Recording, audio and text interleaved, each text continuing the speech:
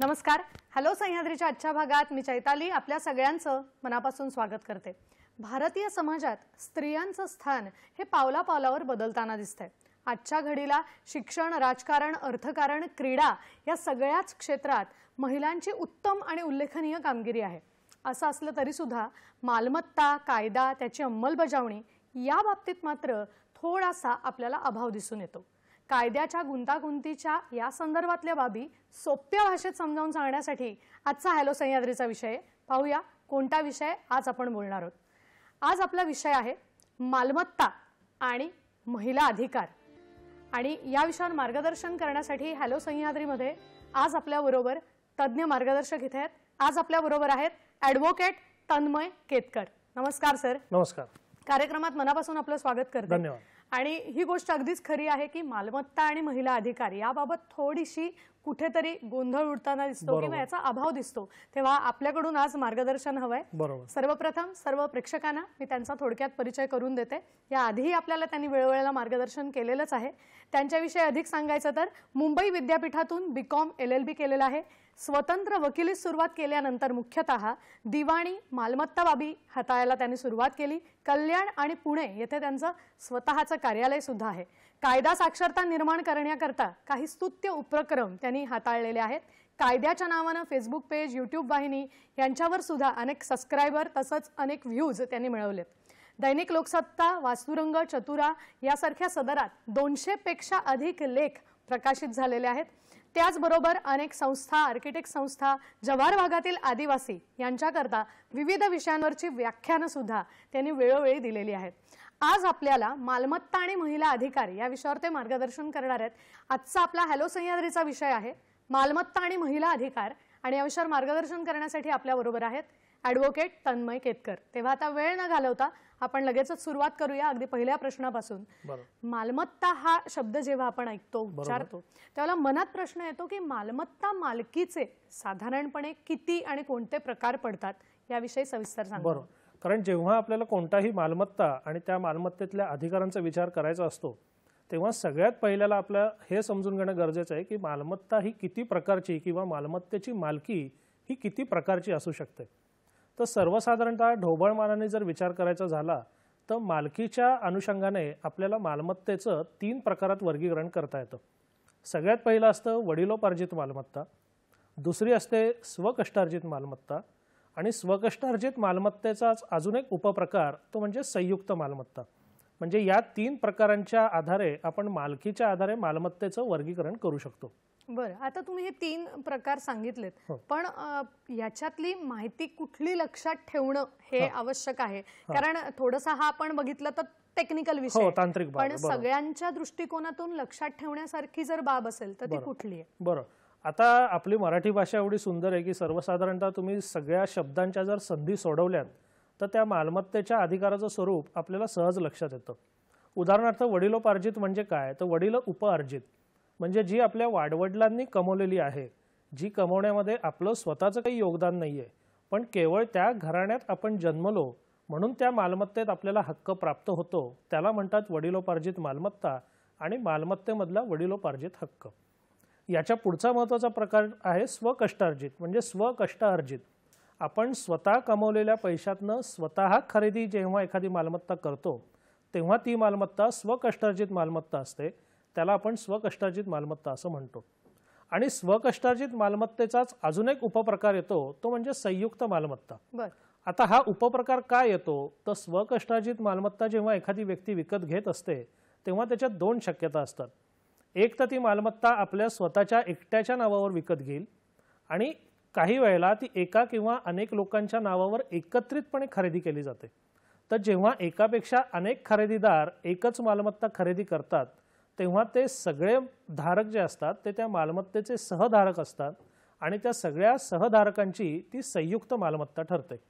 पण संयुक्त मालमत्ता हा स्वकष्टार्जित मालमत्तेचाच एक प्रकार आहे. म्हणजे अगदी ढोबळमानाने वर्गीकरण करायचं आलं तर वडिलोपार्जित मालमत्ता आणि स्वकष्टार्जित मालमत्ता असं आपण म्हणू शकतो. नक्कीच. आणि आता तुम्ही खूप मला वाटतं सोप्या भाषेत हे समजावून सांगितलं, कारण हे लक्षात ठेवणं हे फार मोठं कठीण काम आहे. आता यालाच पुढचा जोडून प्रश्न आहे की महिलांचा जेव्हा आपण विचार करतो तेव्हा त्यांचा वारसा हक्क किंवा त्याचा इतिहास किंवा त्याची पार्श्वभूमी हे सुद्धा विचारात घेणं आवश्यक असतं. तर या दृष्टीने काय मार्गदर्शन करा? बरं, आता जेव्हा आपण महिलांच्या वारसा हक्काचा विचार करतो तेव्हा वारसा हक्क म्हटलं की आपण एक लक्षात घेतलं पाहिजे की तो फक्त आणि फक्त वडिलोपार्जित मालमत्तेपुरता मर्यादित विषय आहे. एखाद्याची जर मालमत्ता स्वकष्टार्जित असेल किंवा संयुक्त असेल तर त्याच्या वारसांना केवळ जन्मसिद्धाने त्या मालमत्तेमध्ये कोणताही हक्क आपोआप मिळत नाही. त्याने तो दिला किंवा त्यांनी त्याच्या हयातीत मृत्यूपत्र केलं तर गोष्ट वेगळी, किंवा काही न करता त्याचं निधन झालं तर गोष्ट वेगळी. पण अन्यथा स्वकष्टार्जित किंवा संयुक्त मालमत्तेत वारसा हक्क हा मुद्दा येतच नाही. मग वारसा हक्काचा मुद्दा येतो कुठे? तर तो फक्त आणि फक्त वडिलोपार्जित मालमत्तेमध्येच येतो.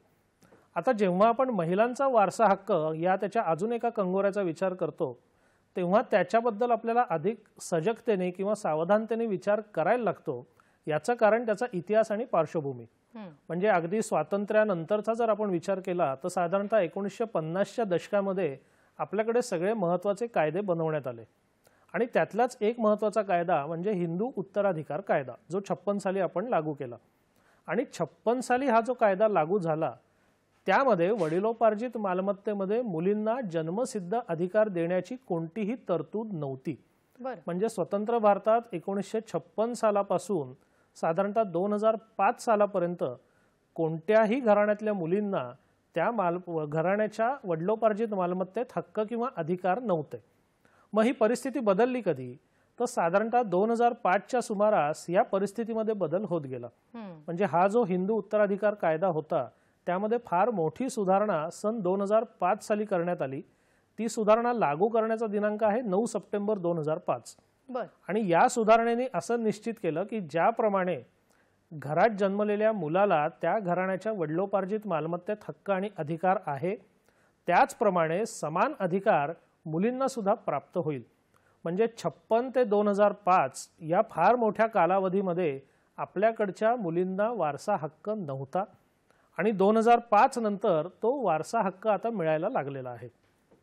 म्हणजे मला वाटतं त्याला सुद्धा आता 20 वर्ष साधारणतः उलटली. 2005 ते 2025 मध्ये आपण आता आहोत. म्हणजे गेल्या 20 वर्षामध्येच आपल्याकडच्या मुलींना या कायद्यातील सुधारणेचा फायदा दिसायला लागलेला आहे. नक्कीच. म्हणजे हा या दृष्टिकोनातून खूप महत्त्वाची अशी झालेली ही सुधारणा म्हणता येईल. याविषयी आपण अधिक जाणून घेऊया. पण एक फोन घेऊया तत्पूर्वी. आपल्याला ठाण्याहून प्रश्न विचारतायत अनुपमा प्रधान. हॅलो, बोला. मला प्रश्न विचारायचा आहे सरांना की त्या बोलतायत तिकडे. हॅलो, बोला बोला.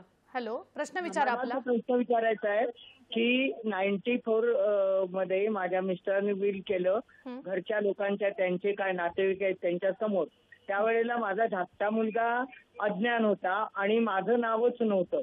आणि आता माझ्या मिस्टरांना जाऊन 2 वर्ष झाली आणि दोन्ही मुलं परदेशस्थ आहेत आणि ह्या फ्लॅटमध्ये मोठ्या मुलाच्या नावावर केले, त्यात मी राहते आणि मेंटेन मी करते. तर माझा या फ्लॅटमध्ये हक्क आहे की नाही किंवा मी काय करायला पाहिजे? नक्कीच. आता सर्वसाधारणतः आपण असं गृहीत धरूया की त्यांच्या यजमानांनी ज्या अर्थी मृत्यूपत्र केलं होतं त्या अर्थी ती स्वकष्टार्जित मालमत्ता असेल. मग स्वकष्टार्जित मालमत्तेचं एक साधं तत्व आहे की त्या मालकाला आपल्या हयातीत किंवा हयातीनंतर त्या मालमत्तेचं काय व्हावं हे ठरवण्याचा पूर्ण अधिकार असतो.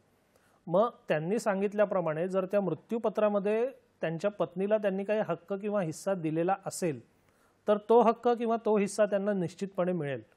पण त्या मृत्यूपत्रामध्ये जर त्या पत्नीला देण्याबद्दल काहीही उल्लेख नसेल, फक्त मुलांचा किंवा अपत्यांचा उल्लेख असेल, तर आज जरी त्या जागेची देखभाल त्या करत असल्या, त्यामध्ये त्यांचा निवास असला तरी मालकी हक्क त्यांना मिळणार नाहीत. त्यामुळे त्या मृत्यूपत्रामध्ये काय तजवीज आहे त्या अनुषंगाने त्यांचे त्या मालमत्तेतले हक्क तपासायला लागतील. त्यात जर दिलं असेल तर त्यांना मिळेल, जेवढं दिलं असेल तेवढं मिळेल. पण त्यात जर नसेल दिलं तर त्यांना काही मिळणार नाही.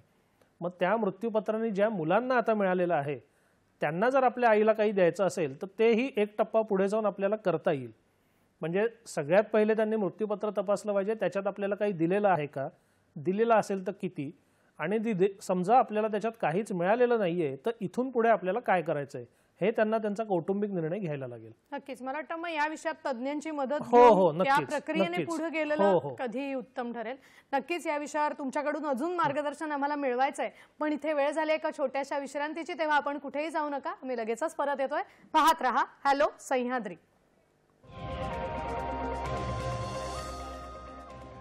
ब्रेक नंतर पुन्हा एकदा सगळ्यांचं स्वागत करते. मालमत्ता आणि महिला अधिकार याविषयी आपण बोलतोय आणि आपल्याला मार्गदर्शन करतायत ॲडव्होकेट तन्मय केतकर. चर्चेत पुढे जाण्यापूर्वी आपल्याला एक फोन येतोय, तो आपण घेऊया. आपल्याला कोल्हापूरहून प्रश्न विचारतायत संदीप लाटकर. नमस्कार. नमस्कार सर. नमस्कार, प्रश्न विचारा. माझ्या मिसेसच्या आईची वडिलोपार्जित जमीन आहे.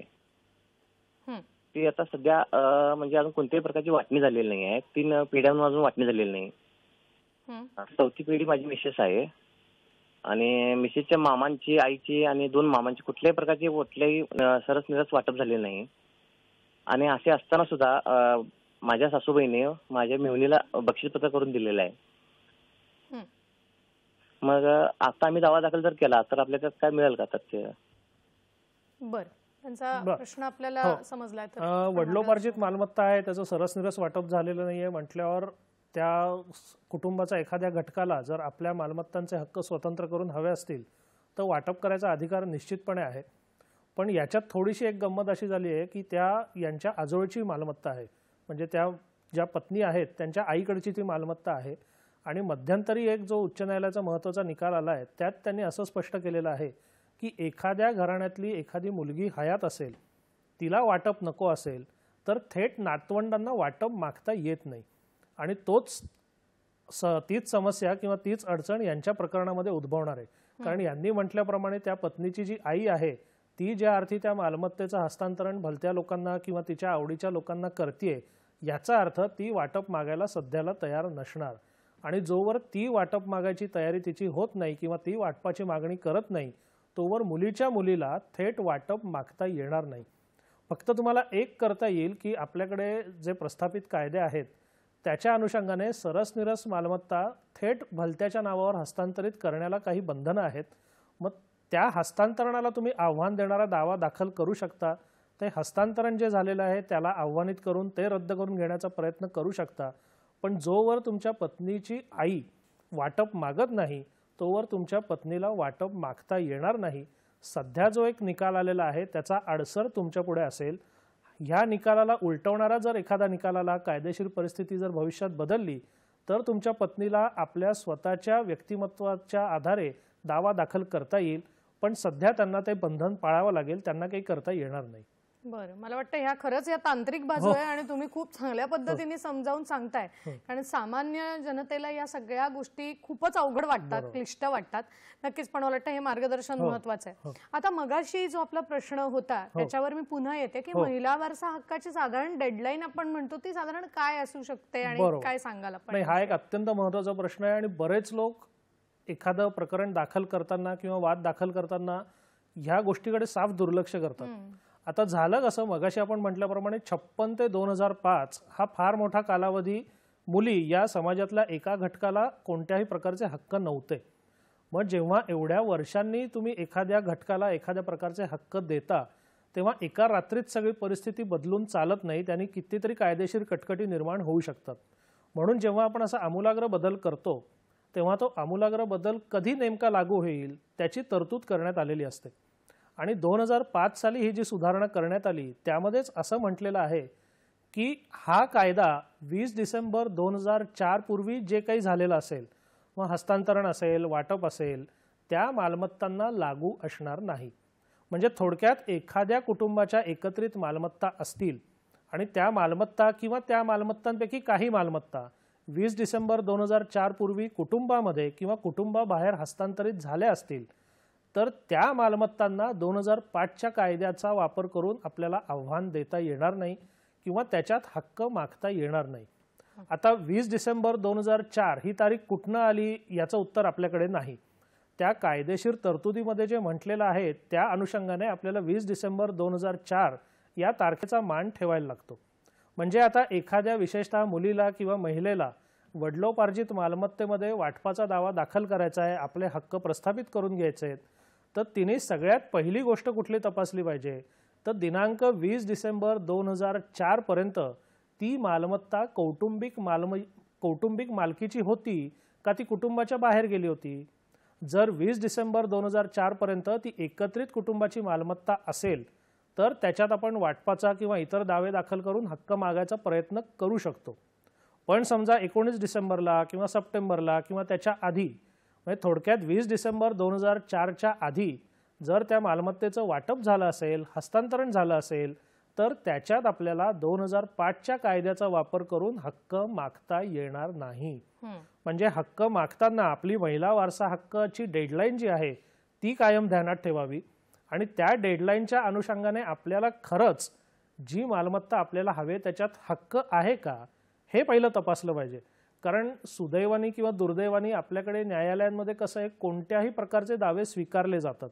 दावे दाखल करण्यावर फार बंधन नाहीये, दावा सिद्ध करून ते जिंकणं ही खरी कसोटी आहे. त्यामुळे दावा दाखल करताना फार तपास केला जात नाही, जे दुर्दैवी आहे. म्हणून माझं असं म्हणणं असतं की दावा दाखल करतानाच सगळ्या प्रकारचा तपास करा. तुम्हाला यश येण्याची बऱ्यापैकी शक्यता वाटत असेल तरच त्या पुढच्या प्रकरणाकरता वेळ, पैसा, मेहनत हे घाला, अन्यथा काही करू नका. हे मला वाटतं हे अतिशय महत्त्वाचं आहे, कारण ती आधी पूर्व अभ्यास करूनच याच्यात उतरलेलं कधी चांगलं. आपला एक फोन येतोय, तो आपण घेऊन पुढे चर्चेला सुरुवात करू. छत्रपती संभाजीनगरहून आपल्याला अण्णासाहेब किर्लोस्कर कुलकर्णी प्रश्न विचारतात. नमस्कार. नमस्कार. नमस्कार. नमस्कार. प्रश्न विचारा. नमस्कार सर, मी कुलकर्णी बोलतो करमारून. बोला बोला. हा, माझा वडोली प्राधित प्रॉपर्टीचा विषय आहे. माझ्या काकांनी त्यांनी सर्वांनी जमीन विकली. आता त्यांनी विकली आणि माझ्या कोर्टामध्ये केस चालू आहे. कोर्टात केस चालू आहे. महसुलांनी चलन पण भरलं आहे. बर, पुढे प्रश्न विचारा.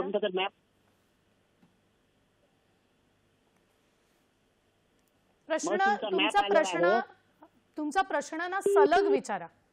त्यांनी सर्व प्रॉपर्टी विकली चुलत्यांनी. त्यांनी आता ते माझ्या प्रॉपर्टी घेऊन बसलेले आहेत.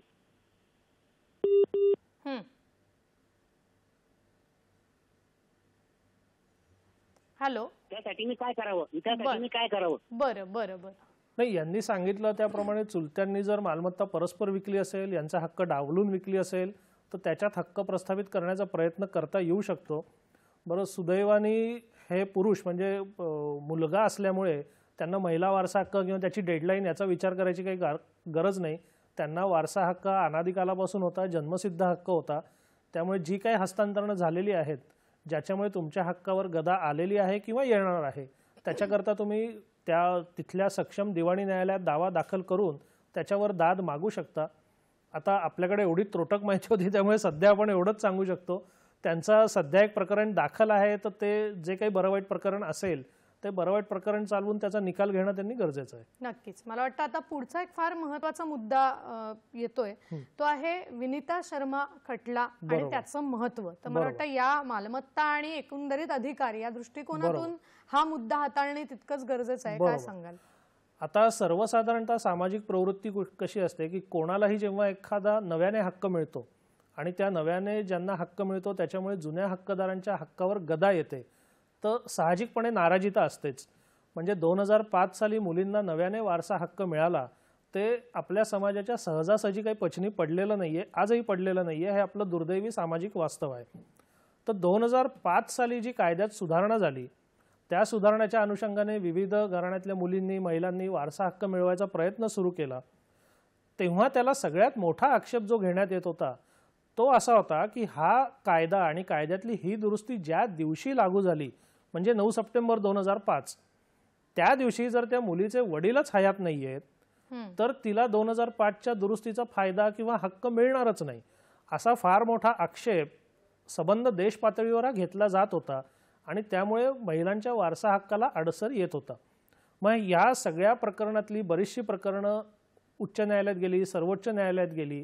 त्यातलंच एक महत्त्वाचं प्रकरण म्हणजे विनीता शर्मा प्रकरण. आणि विनीता शर्माच्या प्रकरणामध्ये सगळ्यात महत्त्वाचा मुद्दा हाच होता की 9 सप्टेंबर 2005च्या सुधारणेने झालेला हक्क मिळण्याकरता 9 सप्टेंबर 2005ला त्या मुलीचे वडील हयात असणं गरजेचं आहे का गरजेचं नाही. तर विनीता शर्मा खटल्याच्या निकालाने हे स्पष्ट केलं की त्या दिवशी मुलीचे वडील हयात नसतील तरीसुद्धा 2005च्या कायद्याने जे काही वारसा हक्क मिळणार आहेत ते मुलींना मिळतील. म्हणजे त्या दिवशी तुमचे वडील हयात असणं, त्याच्यानंतर निधन होणं हे गरजेचं नाही. एखाद्या मुलीच्या वडिलांचं निधन त्याच्या आधीसुद्धा म्हणजे समजा 2000 साली झालंय तरीसुद्धा तिला 9 सप्टेंबर 2005 मध्ये जी सुधारणा झाली त्याचा वापर करून आपले हक्क मिळवता येतील तसा प्रयत्न करता येईल. म्हणजे वडील हयात असणं आणि त्याच्यावर मुलीचे वारसा हक्क अवलंबून असणं हा जो एक मोठा अडसर होता तो या विनीता शर्मा खटला निकालाने कायमचा दूर झालेला आहे. मला वाटतं आणि हे फार महत्त्वाची या बाबतीत घडलेली गोष्ट आहे. नक्कीच. आता पुढे जाऊया, पण एक फोन घेऊन आपण पुढे जाऊया. आपल्याला डोंबिवलीहून प्रश्न विचारतायत पद्मजा बियलकर. नमस्कार. हा नमस्कार. प्रश्न असा आहे खरं तर वकील वर्गाला की त्यांच्या कायद्यात सुधारणा होण्यासाठी त्यांना काही करता येईल का? कारण अशा केसेस सध्या बऱ्याच होत आहेत की पतीने पत्नीला फ्लॅटमध्ये हिस्सा ठेवला नाही आणि मृत्यूपत्रात तिला सांगितलंही नाही. माझा प्रश्न असा आहे की अशी 2025 नंतर जर असा कायदा आला तर अशी मृत्यूपत्र अवैध का ठरवू नये? कारण हिंदू विवाह पद्धतीत लाठीच्या नामीची शपथ 3दा घेतल्यानंतर मॅटरमध्ये जोडीदाराला इन्व्हॉल्व्ह करणं अपेक्षा आहे. तिला हिस्साही ठेवला नाही ते तिला सांगितलंही नाही. तर अशी मृत्यूपत्र जर अवैध ठरवली तर बऱ्याचशा केसेस कमीच होती. पतीने मृत्यूपत्र केलं तर पत्नीची साईन पाहिजे, पत्नीने केलं तर पतीची साईन पाहिजे, असा माझा प्रश्न आहे. याबाबत काय वाटतं, आपलं काय मत आहे? सामाजिक दृष्ट्या हे बरोबर ठरू शकतं, पण जर तुम्ही कायदेशीर दृष्टिकोनातून विचार केलात तर एखाद्या व्यक्तीने त्याच्या पैशांनी घेतलेल्या मालमत्तेकरता कुठल्याही नातेवाईकाची ना हरकत जर आपण जबरदस्तीची केली तर त्याचा गैरवापर सुद्धा होईल ना. बरोबर. कारण आता पूर्वीसारखं नाही आहे ना की लग्न झालं म्हणजे ते शेवटपर्यंत टिकेलच, असंही नाहीये. मग अशा जर कुठल्या अटी शर्ती घातल्या आणि त्या दोन्हीकडे होतील ना, म्हणजे आता तुम्ही जर पतीवरती अट घालणार असाल तर तशीच अट पत्नीवर सुद्धा येईल. म्हणजे आत्ता जी कायदेशीर अट नाहीये, सामाजिक दृष्टिकोनातनं ती व्यवहार्य जरी वाटत असली तरी कायदेशीर दृष्टिकोनातनं अशी अट सध्या काही नाहीये. आणि आपल्याकडे एकंदर कायद्याचा वापर आणि गैरवापर करायची जी वृत्ती आहे ती बघता अशी अट आली तर एक प्रश्न काही अंशी सुटेल, पण त्याच्या समोर 10 नवीन प्रश्न उभे राहतील. त्यामुळे अशी अट सध्या नाहीये आणि माझं वैयक्तिक मत असं की अशी असूही नाहीये. म्हणजे जोवर माणूस स्वतःच्या पैशांनी जे काही करतोय त्यामध्ये त्याला कुठला अडसर असू नये.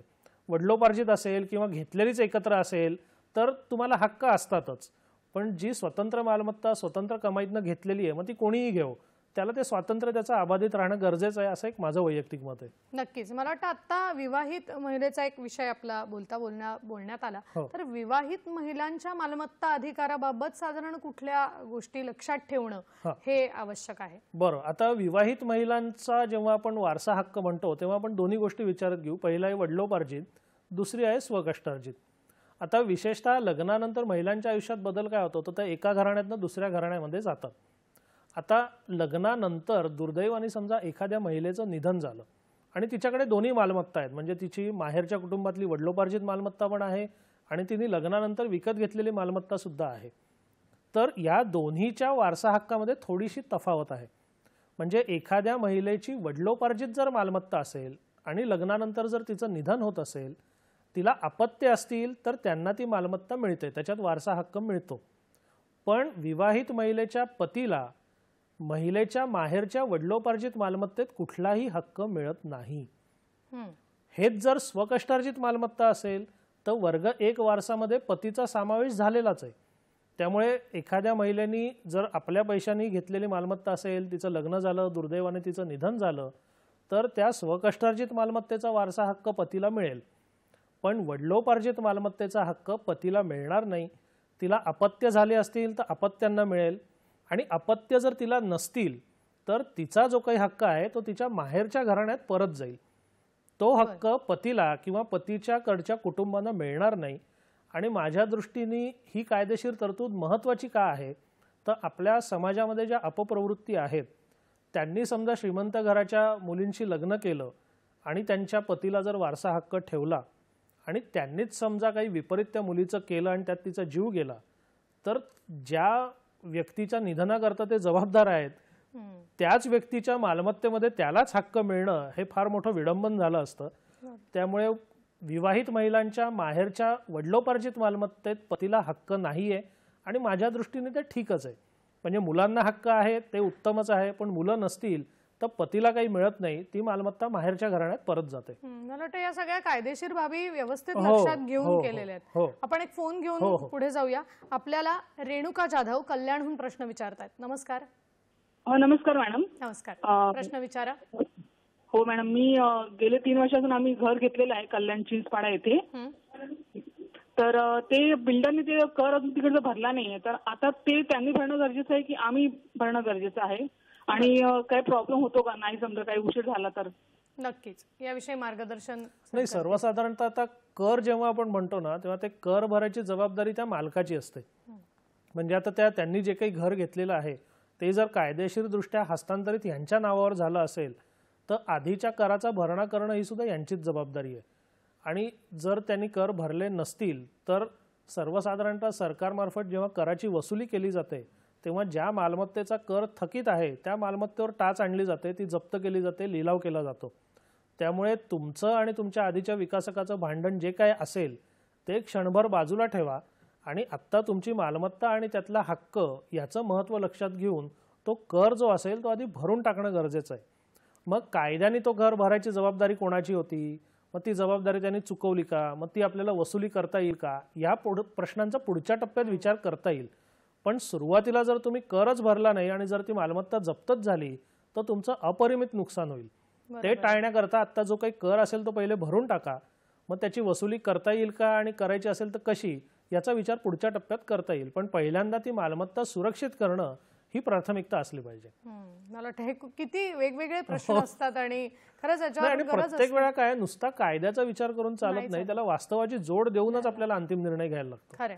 या दृष्टिकोनातून अजून एक महत्त्वाचा मुद्दा आहे तो आहे महसूल अभिलेख. हा एक शब्द आपण वापरतो या सगळ्या बाबतीत. तर ते म्हणजे नेमकं काय किंवा याचा कसा काय आपल्याला उपयोग होत असतो, काय सांगाल? महसूल अभिलेख म्हणजे सर्वसाधारणतः प्रत्येक राज्याच्या अखत्यारीमध्ये जमीन महसुलाविषयी येतो आणि जमीन महसुलाच्या अनुषंगाने शासनाने विविध कागदपत्र तयार केलेली आहेत. म्हणजे अगदी प्रसिद्ध त्यातला उतारा असतो तो म्हणजे 7/12 उतारा किंवा मालमत्ता पत्रक. तर हे जे सगळे कागदपत्र आहेत ते महसुली अभिलेख आहेत. म्हणजे एखाद्या जमिनीचा शासकीय महसूल नक्की कोणी द्यायचा त्याची जबाबदारी त्या अभिलेखावर ज्याचं नाव आहे त्याचं आहे. बरं, आपल्या व्यवस्थेमधला थोडी कमतरता अशी की आपली बाकी सगळी कामं सुद्धा म्हणजे मग तुमचा वारसा हक्क असेल, हस्तांतरण असेल, खरेदी विक्री असेल, विविध परवानग्या असतील, ही सगळी सुद्धा त्या महसुली अभिलेखावरच आधारित आहेत. म्हणून बऱ्याच लोकांना असं वाटतं की महसुली अभिलेख म्हणजेच मालकीचा पुरावा. पण कायदेशीर दृष्टिकोनातून जर विचार करायचा झाला तर महसुली अभिलेखाला आपण कोणत्याही मालमत्तेच्या मालकीचा पुरावा असं समजू शकत नाही. वास्तवात जरी सगळी कामं आणि सगळे हस्तांतरण आणि व्यवहार करार त्याच्यावर होत असले तरी सुद्धा एखाद्या 7/12वर एखाद्याचं नाव आहे म्हणजे तो मालक आहेच आणि एखाद्या 7/12वर एखाद्याचं नाव नाही म्हणजे त्याचा त्या मालमत्तेत हक्क नाहीच असं आपल्याला ठामपणे म्हणता येत नाही. म्हणजे महसुली अभिलेखावरनं आपण प्राथमिक मत एखाद्या मालमत्तेबद्दल बनवू शकतो पण त्याच्यावरनं आपण अंतिम निष्कर्षापर्यंत येऊ शकत नाही. आता तुम्ही 7/12 चा उल्लेख केला तर त्याचं साधारण काय महत्व आहे? नाही, 7/12 म्हणजे त्यात 2 उतारे असतात, एक उतारा 7 आणि उतारा 12. ते एकाखाली एक छापले जातात म्हणून त्यांना एकत्र 7/12 असं म्हणायची आपल्याकडे पद्धत आहे. उतारा 7 आणि उतारा 12. तर उतारा 7 उतारा 7 मध्ये सर्वसाधारणतः जमीन आणि त्या जमीन धारण करणाऱ्या व्यक्ती यांची माहिती दिलेली असते आणि उतारा 12 मध्ये त्या जमिनीमध्ये काय पीक घेतलंय, तिथे सिंचनाची व्यवस्था काय आहे, त्या जमिनीचं कसण्याचं काम प्रत्यक्ष कोण करतंय, या सगळ्या प्रकारची माहिती उतारा 12 मध्ये असते. म्हणजे एखादा 7/12 उतारा तुम्ही जर आज बघितलात तर आज त्या जमिनीचं क्षेत्रफळ किती आहे, ती आज कोणाच्या नावावर आहे, त्याला कूळ लागलेला आहे का, त्या जमिनीत पिकं काय आहेत, क्षेत्रफळ किती आहे, त्या प्रत्यक्ष कसतंय कोण, ही प्राथमिक स्वरूपाची आजची माहिती तुम्हाला 712 वरनं मिळू शकते. नक्कीच. मला वाटतं याच्या संदर्भात माझ्या मनात एक प्रश्न आहे, पण तो विचारण्यापूर्वी आपल्याला एक फोन येतोय, तो घेऊन आपण पुढे जाऊया. आपल्याला कोल्हापूरहून रवी किरण चौगुले प्रश्न विचारतात. नमस्कार. नमस्कार. मला कितके सरांना एक प्रश्न विचारायचा होता. माझ्या आईची एक जमीन होती वडिलोपार्जित. बर. मग त्या जमिनीबाबतीत माझ्या मामाने काय केलं होतं, आईची फसवणूक करून कुलमुक्तार पत्र घेतलं होतं, कायमस्वरूपी रद्द न होणार. मग आम्ही आमच्या ऍडव्होकेटना भेटलो होतो. मग ऍडव्होकेट साहेबांनी काय केलं, पेपरला एक जाहीर नोटीस दिली आणि म्हटलं ते जाहीर नोटीस दिल्यानंतर ते कॅन्सल झालं. तर ते कॅन्सल होतं का? बरोबर. नाही, आता कसं आहे, कायद्याने जर विचार करायचा झाला तर एखादं कुलमुखत्यार पत्र एखाद्या व्यक्तीने दुसऱ्याला दिलं आणि ते कुलमुखत्यार पत्र रद्द केल्याचं त्याला आणि सार्वजनिकरित्या एकदा जाहीर केलं की खरं म्हणजे ते कुलमुखत्यार संपलं असं आपण कायद्याने म्हणू शकतो. पण मगाशी म्हटल्याप्रमाणे नुसता कायद्याचा विचार करून भागत नाही, तर ते वास्तविक त्याचं काय परिणाम होतात ते आपल्याला बघायला लागतं. तर जेव्हा आपण जाहीर नोटीस देतो ती एखाद्या दिवशी एखाद्या वृत्तपत्रात प्रसिद्ध होणार. तमाम जनतेने ती जाहीर नोटीस बघितली असेल असं काही आपण गृहीत धरू शकत नाही. म्हटल्यावर ते कुलमुखत्यार पत्र ज्याच्याकडे आहे त्यांनी समजा त्याचा जर गैरवापर केला आणि त्यातनं काही व्यवहार किंवा हस्तांतरणं झाली तर आपल्याला परत त्याला कायदेशीर आव्हान देऊन कोर्ट कचेरी करायला लागणार. हे टाळण्यापेक्षा आपल्याला 2 गोष्टी करता येतील. जर जो कुलमुखत्यार आहे तो तुमच्या संपर्कात असेल, तुमचे संबंध चांगले असतील तर मूळ प्रत त्याच्याकडनं परत घ्या, म्हणजे विषय संपेल. पण जर मूळ प्रत तुमच्याकडे परत येत नसेल, तो तुम्हाला सहकार्यही करत नसेल, तर त्यांनी त्या कुलमुखत्यार पत्राचा विपरीत वापर करून काहीतरी गडबड करू नये म्हणून वेळीच आपण त्याच्याविरुद्ध दावा दाखल करून मनाई हुकूम म्हणजे स्टे घेणं हे जास्त संयुक्तिक ठरेल. म्हणजे स्टे घेतल्यानंतर जर त्यांनी काही विपरीत गोष्टी केल्या तरी त्यांनी तुमच्या हक्कांवर बाधा येणार नाही आणि नंतरच्या कटकटी सावरण्याची आपल्यावर वेळ येणार नाही. खरे. मला वाटतं आता मनात हा एक प्रश्न होता, मगासपासून आपण जी चर्चा करतोय, तर साधारण महिलांचा हक्क जो आहे तो डावललाच गेला तर महिलांनी काय करायला हवं किंवा कुठली स्टेप उचलायला हवी, काय सांगाल? महिलांचा आपण जेव्हा हक्क डावलला असं म्हणतो ना, तेव्हा माझं सगळ्यात पहिले काय म्हणणं असतं की महिलांचा हक्क आधी नक्की आहे का हे आधी तपासा. आता महिलांचा हक्क असण्याकरता आपल्याला 2 तारखांचा महत्वाचा संदर्भ लक्षात घ्यायला लागतो. एक तारीख मगाशी आपण चर्चा केली की 20 डिसेंबर 2004.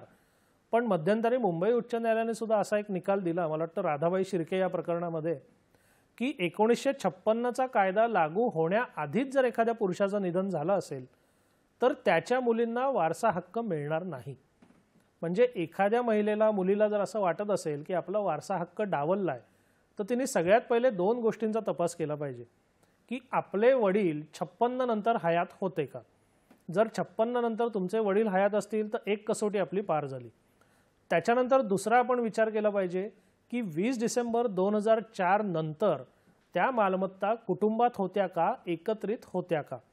या 2 कसोट्यांवर जर तुमचं प्रकरण उतरत असेल तर आणि तरच तुम्ही त्या मालमत्तेमध्ये वाटप मागू शकता. म्हणजे सगळ्यात पहिले आपण या 2 तारखांच्या पार्श्वभूमीवर आपली आणि आपल्या मालमत्तांची तपासणी केली पाहिजे. या 2 तारखांच्या कसोटीवर जर आपलं प्रकरण उतरत असेल तर मग पुढे काय करायचं ते प्रत्येक प्रकरणाच्या अनुषंगाने थोडं थोडं ते बदलत जाईल. पण ह्या 2 तारखा प्रत्येकाला समान आहेत. या 2 तारखांचा तपास केल्याशिवाय उगीच पुढे घिसाडघाईने काही करू नये, कारण त्याच्यात अपयश येण्याची दाट शक्यता असते. म्हणून सगळ्यात पहिले या 2 तारखा तपासा. त्या 2 तारखांमध्ये बसत असेल तर मग आपल्याला पुढे जाता येईल. बरं, मग आता आपण समजा या 2 तारखांनुसार आपली जी आहे ती सगळी पडताळणी केली, बरोबर, आणि त्यातूनही जर आपल्याला दिसलं की खरंच हक्क डावलला गेलाय तर मग आपल्याला जर दाद मागायची आहे तर ती कुठे मागता येईल हे मला विचारायचं आहे. पण तत्पूर्वी एक फोन येतोय, तो आपण घेऊया आणि मग आपल्या पुढे जाऊया. संजय लंके आपल्याला प्रश्न विचारतात नाशिकहून. नमस्कार. नममस्कार मॅडम. नमस्कार. नमस्कार. बोला, सलग प्रश्न विचारा आपला. हो नक्की. माझा असा प्रश्न होता की आम्ही राहायला मुंबईला आहोत. आमचं एक खरेदी खत झालं. आम्ही आमची जमीन विकली एका व्यक्तीला. तर ती जमीन ज्या गावाला आहे, खेडेगाव आहे, ग्रामीण आहे, तर आम्ही पत्ता जो लिहितो म्हणजे विकणार आहे तो खरेदी विकणाऱ्याचा पत्ता आहे, त्याच्यामध्ये आम्ही मुंबईचा आमचा ऍड्रेस न देता आम्ही एवढं लिहिलं जिथे आमची जमीन आहे, जिथे ऍक्च्युली वस्तूचा आम्ही कधीच राहिलो नाही, राहत नाही. तर आम्ही मोगम असं लिहिलं की राहणार मुक्काम पोस्ट ती जागा श्रीगोंदा. तर याच्यामध्ये आमच्या दृष्टीने किती आक्षेपार्ह आहे कायद्याच्या दृष्टीने? नाही, तसं फार आक्षेपार्ह नाही, कारण बरेचदा असे जे व्यवहार होतात ना त्यामध्ये बरेचदा कसं होतं की यांचे पत्त्याचे पुरावे बरेचदा नसतात किंवा बरेचदा असले तरी त्या दिवशी उपलब्ध नसतात. मग त्या दिवशी असं जे करार होतात त्या दिवशी राहणार आज असा तो एक शब्द वापरला जातो. एखाद वेळेस त्यांच्या खरेदी खतामध्ये सुद्धा ते केलं असेल. म्हणजे आपण असं सांगतो की आज रोजी माझा पत्ता हा आहे, आणि त्यांनी जर खरेदी खत नुकतंच केलं असेल तर त्याला बहुतांश वेळेला हल्ली आपलं पॅन कार्ड, आधार कार्ड हे जोडतात. त्यामुळे पत्त्यामध्ये त्रुटी आहे ही काय फार मोठी त्रुटी नाही, त्याच्याकरता काही करायची गरज माझ्या मते नाही. पण त्यातही जर त्यांना करायचं असेल तर दुरुस्ती पत्र करता येईल, ज्याला इंग्लिशमध्ये डीड ऑफ करेक्शन म्हणतात. ते त्या दोघंही जर म्हणजे देणारा आणि घेणारा दोघंही लोक जर तयार असतील तर ते परत चूक दुरुस्ती पत्र करून तो पत्ता बदलू शकतील. पण ही काय फार मोठी विचार करावा एवढी काही त्रुटी नाहीये. मला वाटतं त्यांच्या मनातले शंकेचं खूप निरसन झालं असेल. आपण मगाशी बोलत होतो तो मुद्दा की आपण 2 तारखांनुसार या सगळ्या हक्कांची पडताळणी केली आहे आणि तरी असं लक्षात आलंय की हक्क डावलला गेलाय आणि आपल्याला दाद मागायची असेल तर ती नेमकी कुठे मागायला जायला लागेल आणि त्याच्यासाठीची प्रक्रिया साधारण काय असते? बरोबर. आता याच्यात कसं आहे, याच्या पुढे म्हणजे अशा प्रकारे हक्क डावलले गेले किंवा डावलले जायची शक्यता आहे तर अशा ठिकाणी आपल्या पुढे 2 पर्याय असतात. एक म्हणजे महसुली न्यायालयामध्ये दाद मागणं. महसुली न्यायालय म्हणजे काय, तर तहसीलदार, प्रांत अधिकारी, जिल्हाधिकारी हे जे सगळे महसुली अधिकारी आहेत त्यांना अर्धन्यायिक अधिकार दिलेले आहेत. म्हणजे काही प्रकरणं त्यांच्यासमोर आपण दाखल करू शकतो. आणि दुसरा प्रकार असतो तो म्हणजे दिवाणी न्यायालय. तिथेही आपण जाऊ शकतो. तर कुठे जायचं हे जाणून घेण्याआधी या दोन्ही न्यायालयांमधला आपण फरक जाणून घेतला. सगळ्यात पहिले महसुली न्यायालयाची अधिकार क्षेत्र जी आहेत ती फार मर्यादित आहेत. महसुली अभिलेख आणि त्यातल्या नोंदी एवढ्या पुरतेच त्यांचं अधिकार क्षेत्र मर्यादित आहे. आता या पार्श्वभूमीवर जर विचार करायचा झाला तर महिलांचा हक्क डावलला म्हणजे नक्की काय झालं, तर 7/12 किंवा फेरफारमध्ये त्यांचं नाव यायला पाहिजे होतं पण आलंच नाही, किंवा नाव आलं पण त्याची नोंद घेण्यातच आली नाही. म्हणजे थोडक्यात जी काही गडबड झालेली आहे ती फक्त महसुली अभिलेख एवढ्याच पातळीवर झालेली असेल तर आपण महसुली न्यायालयामध्ये दाद मागू शकतो. म्हणजे महसुली न्यायालयामध्ये बाबा ही नोंद व्हायला पाहिजे होती किंवा ही नोंद जी झालेली आहे ती चुकीची आहे, त्यात माझंही नाव आलं पाहिजे, असे जर काही तुमचे प्रश्न असतील तर त्याच्याकरता उगाचच दिवाणी न्यायालयात जायची गरज नाही. ते महसुली न्यायालय पातळीवर तुमचे सुटू शकतात. पुढचं जे दुसरं महत्त्वाचं न्यायालय आहे ते म्हणजे दिवाणी न्यायालय. आता जशी महसुली न्यायालयाची अधिकार क्षेत्र ठरलेली आहेत तसंच दिवाणी न्यायालयाचं अधिकार क्षेत्र सुद्धा ठरलेलं आहे. आणि महसूल न्यायालयाच्या अधिकार क्षेत्रातले जे महसुली अभिलेख आहेत त्याबद्दल काहीही करण्याचे अधिकार दिवाणी न्यायालयाला नाहीत. म्हणजे जर तुमची समस्या अशी आहे की तुम्हाला 7/12वर नाव यायला पाहिजे किंवा तत्सम काही तुमच्या अपेक्षा आहेत तर त्याच्याकरता दिवाणी न्यायालयात येऊन उपयोग नाही. मालमत्तेच्या दृष्टीने जर विचार करायचा झाला तर एखाद्या मालमत्तेची मालकी, एखाद्या मालमत्तेचा ताबा, करारांच्या बाबतीत विचार करायचा झाला तर एखाद्या कराराची वैधता अवैधता हे विषय ठरवण्याचे अधिकार दिवाणी न्यायालयाकडे आहेत. म्हणजे तुम्हाला एखाद्या मालमत्तेमध्ये तुमची मालकी जाहीर करून हवी असेल, एखाद्या मालमत्तेत तुम्हाला ताबा हवा असेल किंवा एखाद्या मालमत्तेसंदर्भात असा एखादा व्यवहार किंवा करार झाला असेल किंवा होणार असेल ज्याने तुमच्या हक्कांवर गदा आलेली आहे किंवा येणार आहे तर अशा वेळेला तुम्ही दिवाणी न्यायालयामध्ये दावा दाखल करू शकता. मग त्याच्यात वाटपाबरोबर जर काही करार झालेले असतील तर त्याला आव्हान देणारा असा आपल्याला तो दावा दाखल करता येतो. म्हणजे थोडक्यात समजून काय घ्यायचं की आपला प्रश्न जसा आहे ना तसंच आपल्याला उत्तर शोधलं पाहिजे. म्हणजे आपला प्रश्न जर महसूल अभिलेखापुरता मर्यादित असेल तर तुम्ही महसुली न्यायालयात जा, तिथे तुमचं काम होईल. पण तुमचा प्रश्न जर फक्त महसूल अभिलेखापुरता मर्यादित नसेल, गुंतागुंतीचा असतील, त्याच्यात मालकी, ताबा, विविध करार, त्याची वैधता असे सगळे विषय असतील तर मात्र मग तुम्ही महसूल न्यायालयाकडे वेळ वाया घालवू नका. तुम्ही योग्य त्या दिवाणी न्यायालयात दाद मागा, तिथेच दावा दाखल करा. हे खूप महत्त्वाचं आहे या दृष्टिकोनातून. आपण एक फोन घेऊया आणि मग चर्चेला पुढच्या सुरुवात करूया. आपल्याला मुंबईहून कैलास पानसरे प्रश्न विचारतात. नमस्कार. हॅलो. प्रश्न विचारा. नमस्कार, मी कैलास पानसरे चेंबूरहून बोलतोय. बोला. सिव्हिल कोर्टामध्ये केस चालू आहे. बहिणीने वडिलांच्या प्रॉपर्टीत हिस्सा मिळावा म्हणून भावावर केस टाकलेली आहे. वडील 1979 साली वारले. भावावर ती प्रॉपर्टी 2004 साली ट्रान्सफर झालेली आहे, तरी तिने केस टाकली 2021 साली.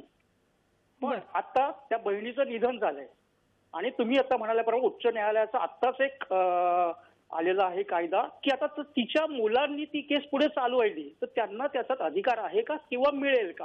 नाही, त्यांना केस चालवायचा अधिकार आहे, पण मगाशी म्हणजे यांच्या म्हणण्याप्रमाणे 79 सालीच ती मालमत्ता वडिलांकडनं मुलाकडे आलेली आहे. म्हणजे आपली जी डेडलाईन आहे 20 डिसेंबर 2004, त्या दिवशी ती काही कौटुंबिक मालमत्ता राहिलेली नाहीये. त्यामुळे या दाव्यामध्ये जर त्यांनी नुसतं वाटप मागितलं असेल तर त्याच्यात यश येण्याची शक्यता कमी आहे. पण 79 साली जे काही खरेदी खत झालेलं आहे त्याच्यात जर काही कायदेशीर त्रुटी असतील आणि त्याला पण त्यांनी आव्हानित केलं असेल, असा जर तो एकत्रित दावा असेल आणि 79चं खरेदी खत सुद्धा जर चुकीचं ठरलं तर त्यांना वाटप मिळू शकेल. पण 79चं खरेदी खत जर योग्य ठरलं किंवा त्यांनी आव्हानितच केलेलं नसेल तर मात्र त्यांच्या वाटपाचा दावा अपयशी होणार हे जवळपास निश्चित आहे. बरं, आता वाटप हा एक शब्द आपण वापरला, तर वाटप म्हणजे काय आणि त्याची जी नेमकी प्रक्रिया आहे ती साधारण कशी चालते? बरं, आता जेव्हा एखाद्या मालमत्तेमध्ये अनेक सहधारक असतात तेव्हा बरेचदा वास्तविक आणि तांत्रिक दृष्टीने एखादं काम करायचं झालं, खरेदी विक्री असेल, परवानगी असेल, तर त्या सगळ्यांना एकत्रित येणं, सगळ्यांच्या सह्या घेणं हे सगळं करायला लागतं. आणि हे टाळण्याकरता बरेचसे लोक काय करतात की आपापला हक्क किंवा हिस्सा हा वेगळा करून टाकतात, मालमत्ता वेगवेगळ्या करून टाकतात, जेणेकरून आपापल्या मालमत्तेचं जे काही उपभोग किंवा विनियोग करायचा आहे तो त्या माणसाला करता येईल. तर वाटप करायचे 2 मार्ग आहेत. जर सगळे सहहिस्सेदार तयार असतील तर तुम्ही रितसर वाटपपत्र दाखल करू, म्हणजे वाटपपत्र नोंदणीकृत करू शकता आणि नोंदणीकृत वाटपपत्राप्रमाणे प्रत्येकाचे हक्क आणि हिस्से वेगळे होऊन जातील. पण समजा काही लोक तयार आहेत, काही लोक तयार नाही आहेत, तर मग आपल्याला वाटपाचा दावा दाखल करण्या वाचून दुसरं काही गत्यंतर उरत नाही. म्हणजे काही लोक जर वाटपाला तयार नसतील तर ज्यांना वाटप हवंय त्यांना प्रतिवादी करून त्यांच्या विरोधात आपला हक्क जो काही असेल तो हक्क स्वतंत्र करून मिळण्याकरता दावा दाखल करता येईल. बरं, आणि आता एक मुद्दा हा असतो की अंतिम निर्णय घेताना साधारणपणे कुठल्या बाबी विचारात घ्याव्यात? बरं, आता अंतिम निर्णय म्हणजे जेव्हा आपण एखाद्या लढाईला उभं राहतो, विशेषतः जेव्हा आपण वारसा हक्काची लढाई म्हणतो तेव्हा ते थोडंसं महाभारतातल्या यादवीसारखं असतं, कारण ती कौटुंबिक लढाई असते. आणि बऱ्याच लोकांना असा प्रश्न पडतो की कुटुंबामध्ये लढायचं का, त्यांनी संबंध खराब होतील, चांगले राहतील.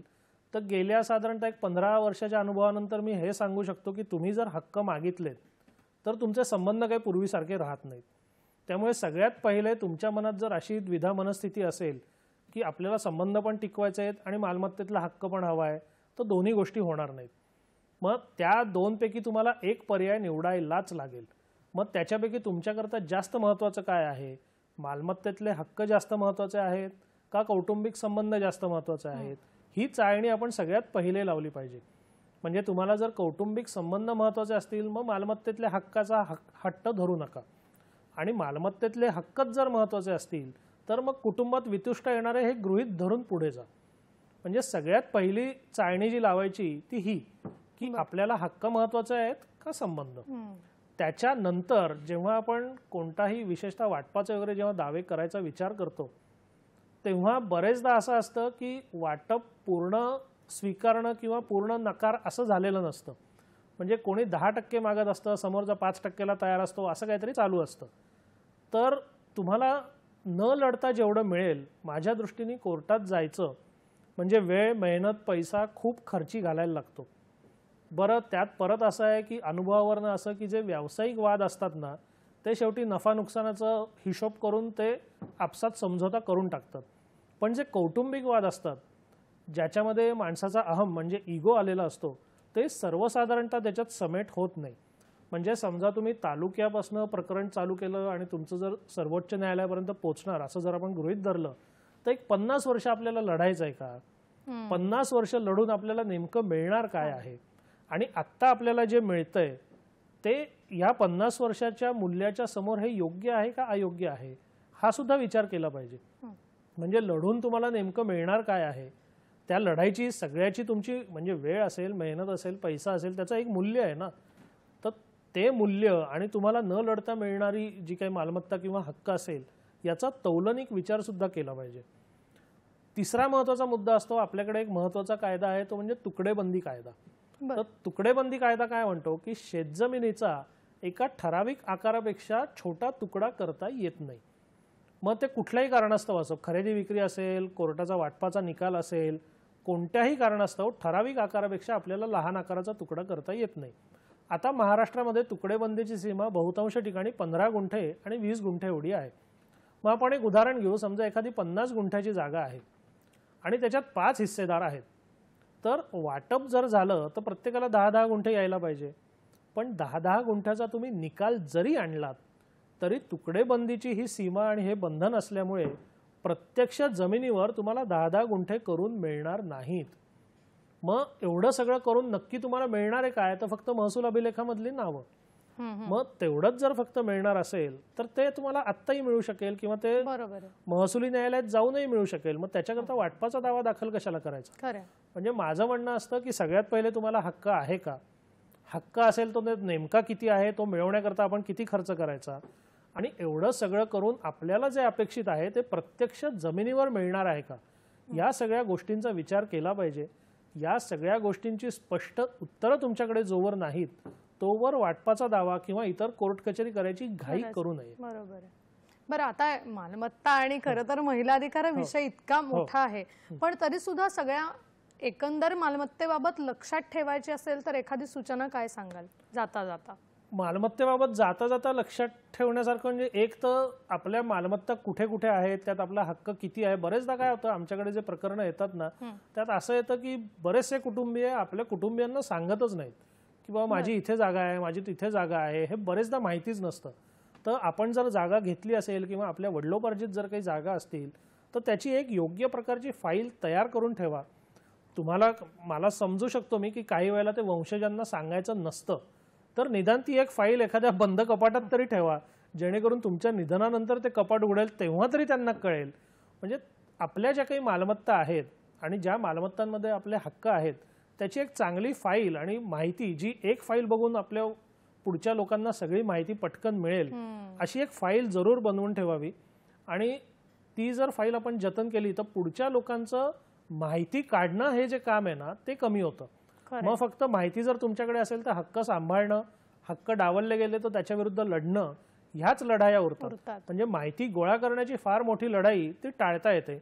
मग त्या दृष्टीने जर प्रत्येक कुटुंबाने आपल्या सगळ्या मालमत्तांची एक एक मास्टर फाईल करून ठेवली तर ते पिढ्यानपिढ्या उपयोगी होऊ शकेल, असं एक माझं वैयक्तिक मत आहे. आणि मला वाटतं हे खूप महत्त्वाचं तुम्ही सांगितलं, कारण ज्याला पुढे हा प्रश्न येतो त्यावेळेला अगदी सुरुवातीपासून या सगळ्या गोष्टींचे शोधाशोध करायची गरज नाही पडणार.